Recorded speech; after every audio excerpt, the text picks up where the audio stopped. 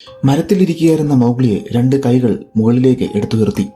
അതേസമയം ഒരു കൂട്ടം കുരങ്ങന്മാർ അവിടെ പ്രത്യക്ഷപ്പെട്ടു. അവർ മൗഗ്ലിയെ ഉയർത്തി കൈമാറി എങ്ങോട്ടോ കൊണ്ടുപോയി. ശബ്ദം കേട്ട് ബാലുവും ബഗീരയും പുറകെ ഓടി. അവരെ എത്രയൊക്കെ ഓടിയിട്ടും പിടിക്കാൻ സാധിച്ചില്ല. അവർക്കൊരു പുഴ തടസ്സമായി നിന്നു. ബാലുക്കരടി ഒന്നും നോക്കാതെ നേരെ പുഴയിലേക്ക് എടുത്തു ചാടി.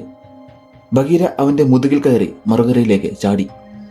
മൗഗ്ലിയെ കുരങ്ങന്മാർ ഒരു വലിയ മലയുടെ മുകളിലേക്ക് കൊണ്ടുപോവുകയായിരുന്നു. ബാലുവിന് മല കയറാൻ സാധിക്കുമായിരുന്നില്ല. ഇത് കണ്ട ബഗീര ഒറ്റയ്ക്ക് പോകാം എന്ന് പറയുന്നു.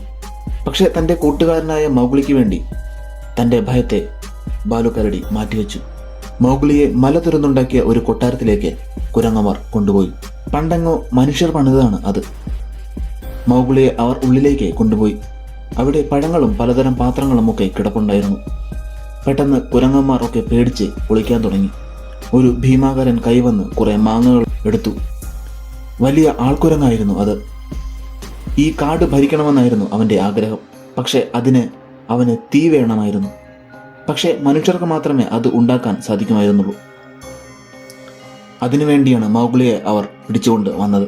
പക്ഷെ ചെന്നായ്ക്കളുടെ കൂടെ വളർന്ന മൗഗ്ലിക്ക് തീയുണ്ടാക്കാൻ അറിയില്ലായിരുന്നു. ഇത് കേട്ട് ആൾക്കുരങ്ങിന് ദേഷ്യം വന്നു. അവൻ വലിയ ശബ്ദത്തിൽ അലറാൻ തുടങ്ങി.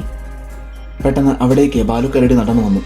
അവൻ തൻ്റെ കൂട്ടുകാരനോട് എന്ന പോലെ ആൾക്കുരങ്ങിനോട് സംസാരിക്കാൻ തുടങ്ങി. അവൻ കൺഫ്യൂഷൻ അടിച്ച് നിന്നപ്പോഴേക്കും പുറകിൽ കൂടി ബഗീര വന്ന് മൗഗ്ലിയെ അവിടെ നിന്ന് രക്ഷപ്പെടുത്തി. പക്ഷെ അതിനിടയിൽ ഒരു കുരങ്ങൻ അത് കണ്ടു. അവൻ ശബ്ദമുണ്ടാക്കാൻ തുടങ്ങി. ആൾക്കുരങ്ങ് അത് കണ്ടു.